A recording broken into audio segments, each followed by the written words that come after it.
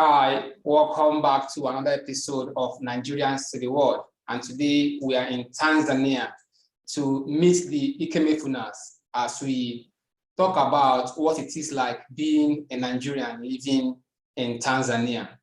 The interesting part of it is that Mr. Ikemefuna also married in Tanzania, which would give us a more broader perspective of what it is like living in Tanzania. And I'm your host, Kcee Udonsi. Hi, the Ikemefunas. Welcome to the show. Hi. Yeah, thank you, Kcee. Good evening. Thank you. Okay. I hope we're having a fun-filled Easter celebration. Yeah. Yes, we are. I hope you're doing the same. Yes, that's true. Okay. So we'll be talking about what it is like being a Nigerian living in Tanzania. So I would always ask the first question, like I always do. Which part of Nigeria are you from, Mr. Ikemefuna? Okay. I'm from Enugu State, Nigeria, the southeast, Igbo land. Okay. Welcome to the show. Okay. Thank So I want you to give us a little bit your background story of the schools you attended whilst you were living in Nigeria. Okay. I partly attended my primary school in the north in Sokoto State, Malami Model Primary School. Then relocated to the east, to Enugu. Then I went to Abadala Central School. I attended another primary school in Ihe. Then I went to Corpus Christi College, and I also attended Olo High School. Yes. That's amazing. That's amazing. Okay, so Mrs. Ikemefuna, okay. So which part of Tanzania are you from? I'm from Tabora region, though okay. I grew up in Dar es Salaam, which is the commercial town in the country, but I'm originally from Tabora, yes. Okay, amazing. Welcome to the show. It's amazing to also learn that you, Mr. Ikemefuna, that you had part of your teenage life in the northern part of Nigeria. So what was the experience like over there? Okay, should I say I was born in Enugu, then we returned to the north, where I spent quite some few years growing up. It was okay until chaos started when there was the Dasuki riot. That was when we decided to leave the north finally. But it was okay growing up in the north. Okay. So now tell us your story, okay? How did you end up in Tanzania? Okay, I met my wife in Asia where we both studied. Wow. So we later came to Nigeria. So we have 2 kids. We came to Nigeria. We spent over a year in Nigeria before she went back to give birth to our daughter, our second child. Then I later decided to also travel to Tanzania. So that was how I came to Tanzania. I came in during the COVID pandemic. Okay. So since then, I've been here, and by God's grace, we established a business, and we've been digging it since then. Okay. So that was how I came here. Wow. So, Mrs. Ikemefuna, okay, this question is for you now. Okay. So, yes. What was your experience like when you first got to Nigeria? Did you meet your expectations? Wow. Okay. I have been dreaming to go to Nigeria for a very long time. When I was young, I used to watch Nollywood and everything. So I had this idea and imagination of Niger until I landed. It was quite a surprise because I landed in Lagos, Murtala Mohammed Airport, and it was quite the hustle and bustle. You know how Lagos is? Yes, yes. It was so busy because I've never been to such a setting before. I can say Dar es Salaam, where we live, is considered the most busy place, right? Yeah, but when you compare the busyness here, it's like the soft life, calm life in the island. That is what is considered busy here. But when I got to that place, it was really quite surprising how everyone is up and about. Everyone is so busy. There are so many people. So I can say my experience in Lagos kind of did meet my expectations to a certain extent, but not fully. Mr. Ikemefuna, okay, let's get back to Tanzania. Okay. Now you've been in Tanzania for more than a year now, if I'm right. More than 2 years. Okay, more than 2 years now. So what do you love about Tanzania that has kept you for this long there? Okay, first of all, I would say I love being with my family, okay, with my boy and my girl and my wife here. Apart from that, Tanzania is a very peaceful place, very quiet compared to back home, where I should say there is a lot of chaos. You know how it is, that we've been hearing from the news, and how it is back home. But Tanzania, the food, the weather is here in the coastal region is somehow like Nigeria also. But another amazing thing is where you live, you just, stone throw to the beach. The transportation routes are very, easy to access. Everything just works fine. The most thing I enjoy here also is the electricity. It never goes off. And the water is just there. You just pay your bills and all these things are available, unlike back home. Yes. Interesting. That is so interesting. Okay. Now, you mentioned something about your family, okay, and the things you also love about living in Tanzania, or what you love about Tanzania. Okay, so what it is like, raising a family in Tanzania? What is it like?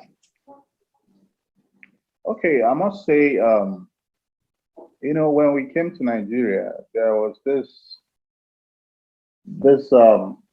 kind of, should I say, a doubt, that cloud that's always there. Your heart is always palpitating.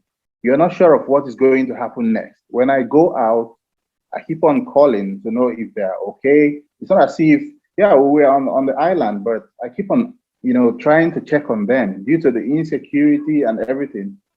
And coupled that, we were coming from somewhere that was also peaceful in Asia there. So it's her first time in Nigeria. So I was always careful, trying to make sure they're okay. But here in Tanzania, there's nothing like that. You can leave your door open and sleep.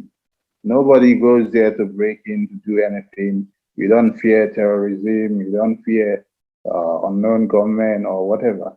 Everything is just so peaceful. Everywhere is so laid back. Even 2 a.m., you can just walk on the street and nobody will laze you. The crime rate here is almost, if I should rate it from 1 to 10, I should say 2.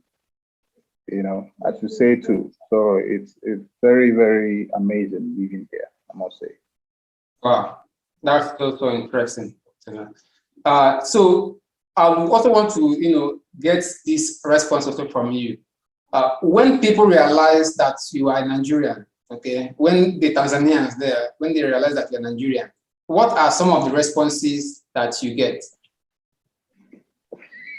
Oh, well, it's just, we're all Africans, so it's not really, nobody really differentiates like, you're from Nigeria, you're not, until you begin to tell people, okay, or maybe they hear you try to speak Swahili that is not exactly like the one that speak here. So they hear your tongue and know, okay, you're not from here.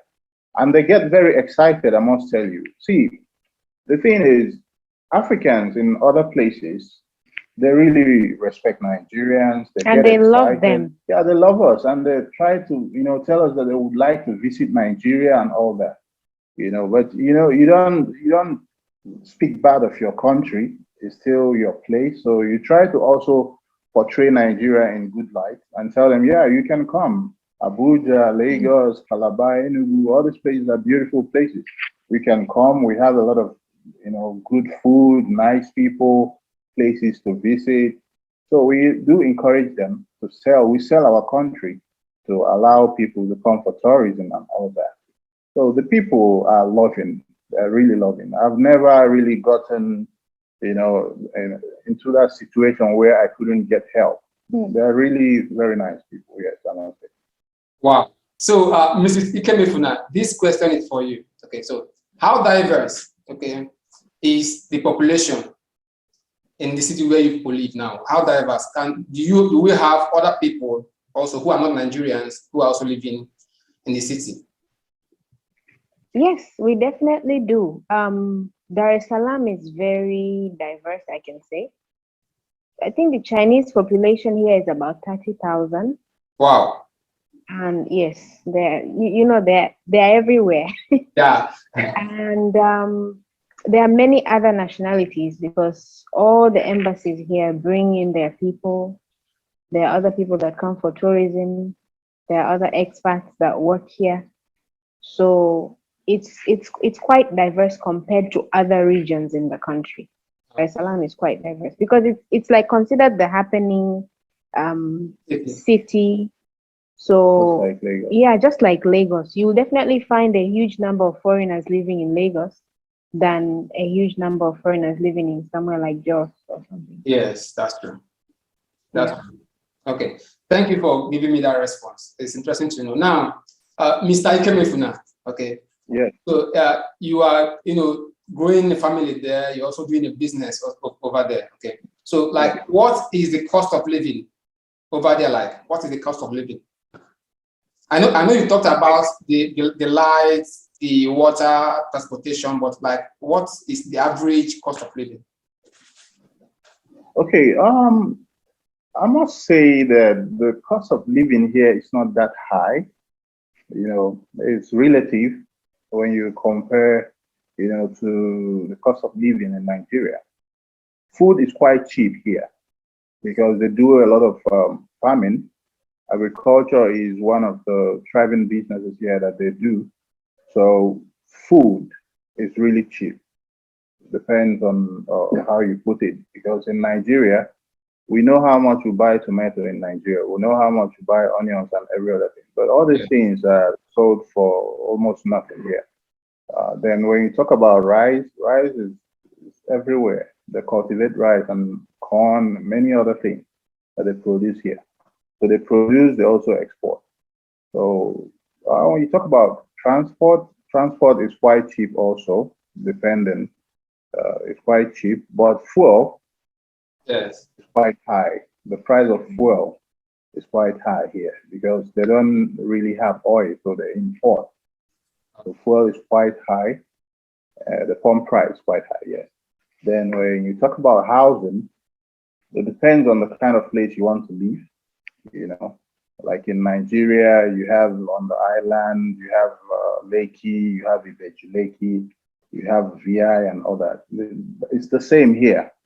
So if you want to live like in Masaki, where the expat rates stay, it's quite high. There are houses that go for like $3,000 a month there.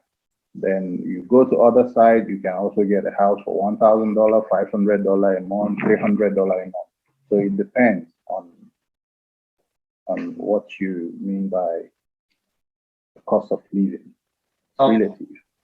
Okay, so it naturally depends on in the city where you are living and the kind of life you want to live. Yes. Okay, so I know you just talked about the food. Okay, so how diverse is the food in Tanzania? How diverse is the food? Okay, there are all kinds of cuisine. Yes, they eat a lot of coconut milk with rice. Okay. They eat a lot of chips mayai, chips with fried egg and sauce. Chips in Nigeria, is it not like plantain chips? No, chips is, potato chips. Potato chips. Irish potato chips. Like French fries. French fries, yes. Okay. So there are other kind of, the jollof rice. It's called pilau. It's a kind of staple food here. Okay. They eat also cassava. They eat cornmeal, vegetables. They call it mboga. Yeah, there are all kinds of food, fish, fresh, fried. They eat a lot of goat meat too. So it depends on what you want to eat, but there's like every other cuisine there. Okay. So, Mrs. Ikemefuna, okay, this one is for you. Yes, So, which food or cuisine, okay, would you recommend to someone to try? Someone like a foreigner, right? Yes, who is visiting Tanzania? Well, that's a hard one. You know, our cuisine is not very diverse. Okay, We were colonized by the Arabs. okay, So most of our food is mostly centered on their kind of food. Like we have chai, tea. We call it chai also. They also call it chai with those round, we call it chapati. It's like that thing you used to roll, Shawarma. shawarma. That okay, thing, I don't know what you call it in Nigeria. We call it chapati. The Indians have it, the Arabs have it. So our food is mostly centered around that. If you go out to other regions, like where I come from, Tabora, we have what we eat that our ancestors and generations gone have been eating, which okay, is mostly swallow, some dried, maybe wild animals, and there is this, Bushmeat. yes, bushmeat. Then there is this vegetable. It looks like a wedu kind of, but okay, it's more thicker. It's thicker, yes. So that's what you'll find out there. So on saying that someone should really try this food, I would advise to try the food depending on where the person is coming from. okay, Like Nigerian people, I would advise them to try our ugali, which is the swallow. It could be corn, it could be cassava. We make it into swallow with some kind of we don't do soup here. Vegetable. Yeah, it's vegetable cooked on its own. If it's beans, it's cooked on its own with coconut. I would advise you that. But then if maybe someone from Europe is coming over, I would advise something different that they can relate with. Like the fries. Yes, like the street food, which is like street food is like bole and fish. I okay, can advise maybe uh, you try our chips, our fried chips. They used to fry it with egg and some barbecue meat. So it really depends on where you're coming from. That's where I can okay, advise you. okay. Thank you. Now, still on you, okay? I know you talked about Chinese who are living in your city being almost or more than 30,000, okay? So I want to also talk about your customs, okay? What are your customs like? What are they like? The do's and don'ts, what are they like? Okay, our customs are pretty much centered on all other general African customs. I must tell you one thing, and this is something that I've always been talking about. I'm not shy to talk about it, that possibly Nigeria is one of the most cultured country you can find. If you ask me right now, okay, we are going to a wedding, come like a pure Nyamwezi woman from Tabora. I don't know what to wear. Trust me. I really don't know what to wear because I don't even know what they used to wear. But if you come to somewhere like Nigeria, if you see somebody wearing those iron combs on the head, you know this one is from Calabar, definitely. So when it comes to customs, they are just normal do's and don'ts, like the whole Africa practices. Like maybe you have to greet. We have customs that are pretty much applicable all over Africa. Dressing decent, greeting in the morning, greeting elder people in the morning. There is always a greeting. Like here, if you're to greet an elder person, you say shikamo. We don't do those, hey, good morning, mom, good morning, dad. You must say something that depicts respect. Yeah, so pretty much what is practiced all over Africa that is considered something general is what we also practice here. Okay. Custom, okay. So like here in Nigeria, okay, there are type of food, okay, for occasions or celebrations, okay. So do you have something like that, okay, over there in Tanzania? Our signature would be the jollof he talked about. It's called pilau. Okay. It's yes, for occasions. It's just basically a rice. It looks gray in color. We cook it with different spices, garlic, cinnamon, cloves, and everything. We mix it with potatoes and whatever kind of protein, like meat, you like. That's you will definitely find that in every party. Okay. Just like you know, our own is jollof rice. Our party jollof rice is what you always Party find. jollof, the one with plenty smoke. Okay. So Mr. Ikemefuna, okay. Now you are a Nigerian, you are doing business in Tanzania. Okay. So how does being a Nigerian affect doing business in Tanzania? Okay, I must say that it's been all love, Okay. Yes. I think I even have a kind of advantage over the locals because when I say I'm a Nigerian and patronize, this is what I do, they're like so happy to patronize me, they're happy to engage with me in business. So I'm really glad about that. There hasn't been any kind of discrimination because of where I'm coming from. Yes. Thank you with that. Now we'll go over to the tourism aspect, okay, or event aspect. I know that in Africa, Tanzania is a tourism destination for most people. Okay, so what are some of the events that you would say that when people visit Tanzania or your city that they should look out for, and what are some of those tourist destinations that people can as well visit and have fun? Okay, like in Dar es Salaam here, it's kind of more modernity, modern nightlife. There is a popular place called Samaki. There is Element Club. All these places are nice to visit. There are a lot of bars also, Riverwood and all the rest. But when you travel out of Dar es Salaam, there is a place called Ngorongoro Crater where you find a lot of animals too. You can go, they call it going on safari. You can go on safari. Oprah Winfrey was here last time. Will Smith was here. All like celebrities come here a lot.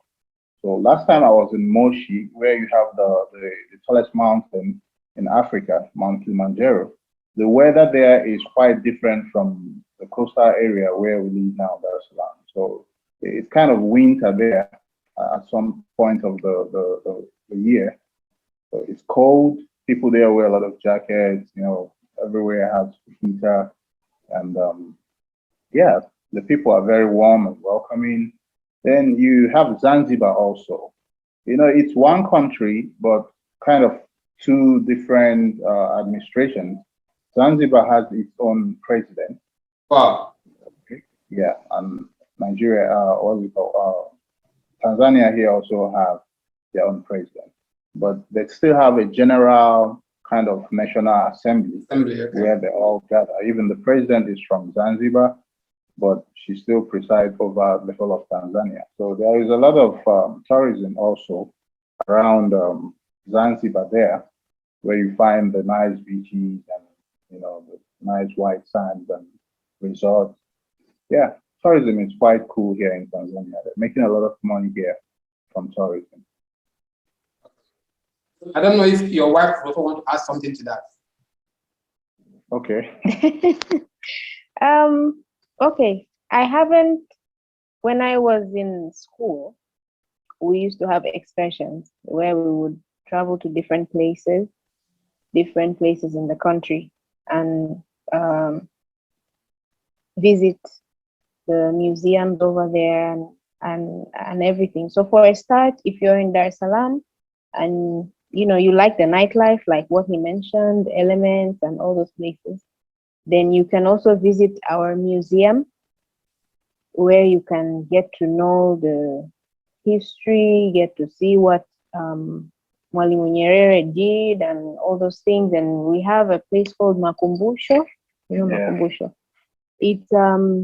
It's a village. We call it Makumbusho village, whereby you have they've built the traditional houses of almost every tribe in the country.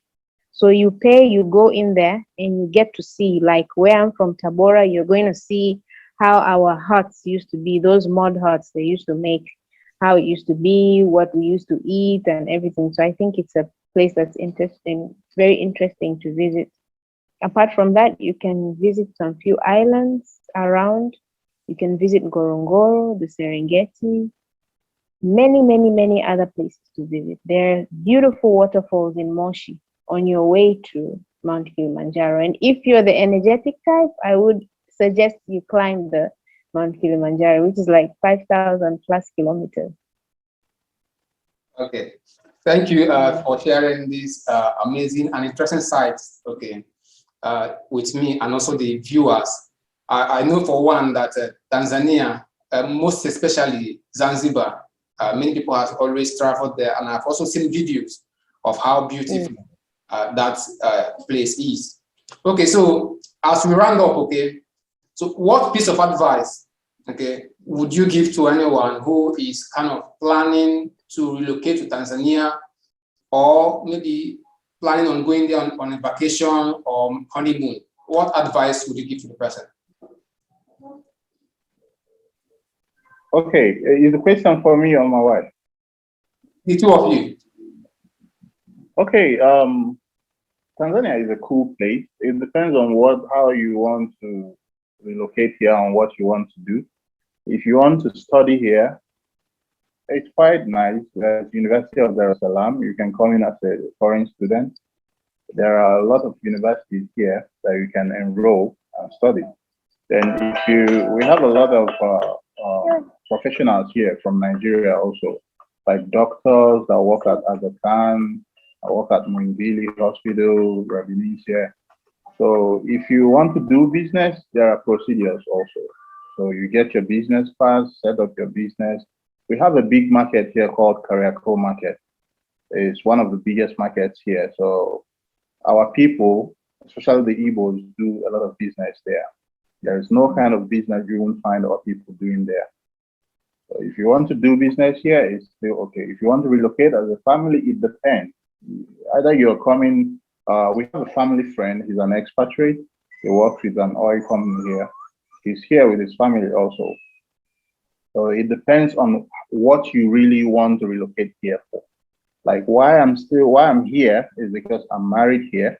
So I have some benefits also to be here. Just like every other country, when you're married there, you have some benefits, you can be able to stay and all that. So it depends on what exactly are you relocating for. Is it business? Are you coming as an expatriate, or are you coming to just visit for tourism? So that all the same, it's a very nice place. So you just talked about how doing business there is also good, but you have to do it the right way. Okay. So let's talk further on that. Okay. So how easy or difficult is it for you to get Nigerian foodstuffs? Okay, to prepare Nigerian food over there? Okay, we do. Okay, there is okra here. There is bitter leaf. We do make Nigerian. My wife cooks almost all kinds of Nigerian food. Wow. We try to, improvise. What we don't have, we use something else to substitute. But when you talk about yam, there is plantain. But when you talk about yam, you have to import it. And there is dry fish, there is crayfish, but egusi is not here. Fried crayfish, yeah, not fried smoked. crayfish, yeah. So you have to import your egusi, you have to import your obono and all that. It costs quite a bit, I must say, to bring them here. We have somebody that sells this thing. So through that guy, you can bring, or through somebody coming over, you can bring what you want to eat, like food coming from Nigeria. Yes. But in our family, in our house here, my wife tried to improvise, make some okra soup, make some, vegetable soup. Yeah. The only thing you can actually get readily at the markets that is related to Nigerian food is red oil, okra, greens, tomato, and pepper, Yes. and onion. Mm. So the rest, all the spices, pepper soup spice, and all those things, they're not really here. Like I said, our food is mostly Indian type cuisine, Arab type cuisine. We don't really have those traditional food like how Nigeria Maybe cassava is. leaves. Cassava leaves, and our own cassava, it's different from the one in Nigeria. I think the one in Nigeria contains a lot of what's that chemical? Cyanide. Cyanide, yeah. Yes. So we eat cassava leaves here, and we also eat the cassava itself. So it's kind of quite hard to get Nigerian food here. You like all those egusi, obono things. It's quite hard. You have to bring them at a cost. Okay. Okay. Yeah, it has been quite interesting to have this discussion with you of what it is like, being a Nigerian living in Tanzania. It has been educative. I've learned few things from our discussion thus far, and also I've also tried eating cassava leaf once, and it was interesting. Seriously. Oh, really? Yes, it was. How was it? How did it taste like? Oh yeah, let's also ask you questions. How did it taste like? Yeah, it was good. Okay, I used it to eat a rice, okay, white rice. So it was. Okay. Yeah, I had this a Liberian friend who prepared it, and then I tested it. It was fine. It was fine. Yeah, there is one lady that used to, our pharmacist in Nigeria then, where we used to buy medication from. She told me that there's a difference in those cassava leaves actually. There is the one that has a red stem and the one that has a green stem. Yes. In that Nigeria. Yes. That one of the two, I can't remember which one. Either the one with red stem is the one that is edible. You can pound it or blend it and use it to cook soup. But the other one is not edible. The other one is the one that grows the cassava that we use to make gari. Yeah. What I always do, okay, I know in Tanzania, you people speak Swahili. Okay, so what I always do as I end each episode, you teach me how to say goodbye in Swahili now. Okay. Hey, you've not even told me where you're from. Okay, so I am from Abia State, okay, in the You're state. from Abia, okay. So I'm from Abia State, Southeast Nigeria. Is it those Abia people that used to dance like this? Yes. Yeah, I'm from Mafia. They'll be shaking like this. The dance of the Yeah, warrior. Oh, I love we call that them dance. So war dancers. Yes. Yes, when they returned back from war, right? Yes. That's what they used to. War dance. That's ululating they used to do. I think it's quite interesting. Yes, that's true. So now you teach me how to say goodbye in Swahili. Okay, kwaheri is Kwaheri. bye bye. Yes, kwaheri. Kwaheri. That one is quite easy. Okay, thank you. So it's quite easy here, kwaheri. So thank you so much for being on the show, okay? And then to my viewers, please don't forget to subscribe to the channel and also give this video a thumbs up. And till I see you next time, kwaheri. Okay, bye bye. Dalu.